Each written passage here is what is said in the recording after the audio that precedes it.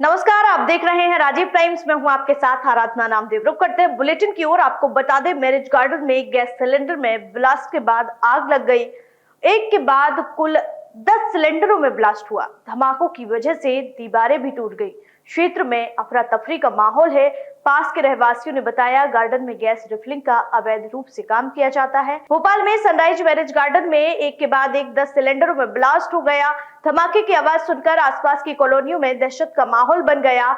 पास के कई घरों की दीवारों में दरार आ गई। घटना भानपुर क्षेत्र के वार्ड 74 में सोमवार रात की है, जहां सूचना मिलते ही दमकल की गाड़ियां मौके पर पहुंची। करीब 2 घंटे की मशक्कत के बाद आग पर काबू पाया जा सका।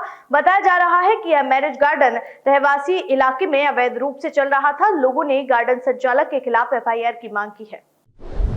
रुक करते अगली खबर की ओर। आपको बता दें, जहां वन परिक्षेत्र आजाद नगर भाबरा ने एक ट्रक पकड़ा है जिसमें नीम की लकड़ी भरी थी। यह ट्रक धार जिले के माओदा से भरकर गुजरात के आनंद ले जाया जा रहा था। इस आइसर वाहन का नंबर MP 09GG 2158 है, जिसके पास कोई दस्तावेज नहीं थे। वन विभाग ने वाहन को जब्त कर जांच शुरू कर दी है। आपको बता दें, जहां वन विभाग द्वारा जांच की जा रही है कि लकड़ी कितने घन मीटर है और उसकी कीमत कितनी है। नियमों के अनुसार जिस स्थान से लकड़ी लाई जाती है, वहां के वन विभाग से TP यानी ट्रांजिट पास बनवाना जरूरी होता है। यह TP वाहन के साथ रहना चाहिए। रास्ते में पड़ने वाले वन विभाग के नाके या दफ्तर पर इसे दिखाकर दस्तावेज पर सील लगवाना अनिवार्य होता है। इसी के बाद वाहन को आगे ले जाया जा सकता है। अगर लकड़ी जलाऊ है या नीलामी से खरीदी गई है, तब भी संबंधित वन क्षेत्र की सीमा पर सील लगवाना जरूरी होता है। राजस्व क्षेत्र में पेड़ काटने के लिए जिला कलेक्टर से अनुमति लेनी होती है। इसमें क्राइटेरिया की जानकारी तहसीलदार और वन अधिकारियों द्वारा मौके पर जाकर पंचनामा बनाकर कलेक्टर को भेजी जाती है। पर लगता है कि क्षेत्र में इस तरह की कोई कार्रवाई नहीं होती दिखती। तो चलिए चलते अगली खबर की ओर। आपको बता दें, जहां राष्ट्रीय सुरक्षा के लिए नागरिक अभियान के तहत इंदौर में विशाल तिरंगा यात्रा 16 मई को शाम 4 बजे निकलेगी। यात्रा बड़ा गणपति चौराहा से राजवाड़ा तक आयोजित की जाएगी। बीजेपी की इस यात्रा में मुख्यमंत्री डॉक्टर मोहन यादव भी शामिल होंगे। आपको बता दें, जहां पहलगाम में कायराना आतंकी हमले के उपरांत ऑपरेशन सिंदूर के समर्थन में देशभक्ति के भाव से ओतप्रोत इस आयोजन में शहर के युवा, विभिन्न सामाजिक, सांस्कृतिक, खेल, व्यापारिक, शैक्षणिक संगठन और आम जनता शामिल होगी। भाजपा नगर अध्यक्ष सुमित मिश्रा ने बताया कि विशेष रूप से मध्य प्रदेश के मुख्यमंत्री डॉक्टर मोहन यादव भी यात्रा में शामिल होने आ रहे हैं। इंदौर में निकाली जा रही तिरंगा यात्रा का उद्देश्य हाल ही में सफल रहे ऑपरेशन सिंदूर की महत्वपूर्ण उपलब्धियों को हर भारतीय नागरिक तक पहुंचाना है। तो बता दें आपको खबर महानगर इंदौर से, जहां इंदौर में मई के महीने में लोग भीषण गर्मी की बजाय भारी उमस से परेशान हैं। मई के 2 हफ्ते बीतने को ही और अब तक एक ही बार दिन का पारा 42 डिग्री पार रहा है। मौसम की इस तब्दीली के चलते इंदौर में भीषण गर्मी के आसार नहीं लग रहे हैं। नवतपा में भी सामान्य ही तापमान रहेगा। अब गर्मी का सीजन खत्म होने के करीब 20 दिन बचे हैं और मौसम वैज्ञानिकों का अनुमान है कि इस बार पिछले साल जैसे 44 डिग्री पार जैसी स्थिति बनना मुश्किल है। इस बार अप्रैल में माह का सबसे ज्यादा तापमान 29 अप्रैल को 42 डिग्री सेल्सियस रिकॉर्ड किया गया था। इंदौर में पिछले 10 सालों में अप्रैल का तापमान 43 डिग्री सेल्सियस तक पहुंचा था। इस बार गर्मी के लिहाज से अप्रैल खास असरदार नहीं रहा है।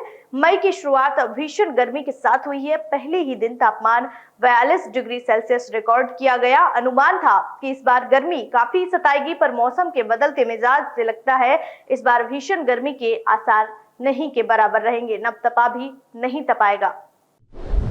तो बता दें आपको खबर रतलाम से, जहां रतलाम के महू नीमच हाईवे पर एक कार हादसे में एक युवक की मौत हो गई और दूसरा घायल हो गया।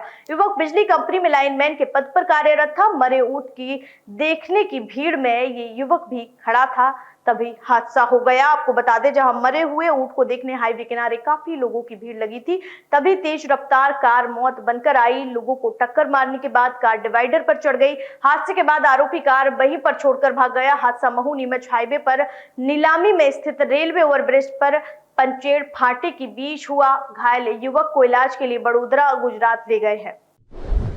तो रुक कर लेते अगली खबर की ओर। आपको बता दें, जहां CBSE बोर्ड ने 12वीं का रिजल्ट घोषित कर दिया है। विजयवाड़ा ने 99% के साथ देश में टॉप किया है। पूरे जो दूसरे नंबर पर रहे हैं वो 99.32% अंकों से के साथ त्रिवेंद्रम रहा है और भोपाल क्षेत्र का परिणाम 82.46% रहा है, जबकि इंदौर के जवाहर नवोदय विद्यालय का श्रेष्ठ प्रदर्शन रहा है। आपको बता दें, जहां केंद्रीय माध्यमिक शिक्षा बोर्ड CBSE ने कक्षा 12वीं का परिणाम जारी कर दिया है। 91.6% के साथ एक बार फिर छात्रों ने बाजी मारी है। वहीं 85.7% छात्र पास हुए हैं। जवाहर नवोदय विद्यालय के 99.2% के साथ देश के संस्थानों में शीर्ष स्थान हासिल किया है। वहीं केंद्रीय विद्यालय 99.0% और केंद्रीय तिब्बती विद्यालय STSS 98.9 के साथ क्रमशः दूसरे और तीसरे स्थान पर रहे हैं। अन्य संस्थानों में सरकारी सहायता प्राप्त स्कूलों में 91.57% और सरकारी स्कूलों में 90.4% स्टूडेंट्स पास हुए हैं। निजी स्कूलों का प्रदर्शन 87.9% रहा है। बोर्ड का कहना है कि जो छात्र एक या अधिक विषयों में उत्तीर्ण नहीं होते हैं, वे पूरक परीक्षा दे सकते हैं। अपने अंकों से नाखुश छात्रों के पास अंक सत्यापन के लिए आवेदन करने या परिणाम सुधार की मांग करने का विकल्प भी है। पुनर्मूल्यांकन का अनुरोध करने के लिए छात्रों को एक ऑनलाइन आवेदन भरना होगा और प्रत्येक विषयों के लिए आवश्यक शुल्क का भुगतान करना होगा। इस बुलेटिन में फिलहाल इतना ही। देश दुनिया की तमाम खबरें देखने के लिए देखते रहिए राजीव टाइम्स। मुझे दीजिए इजाजत, फिर मिलेंगे नई खबर के साथ। नमस्कार।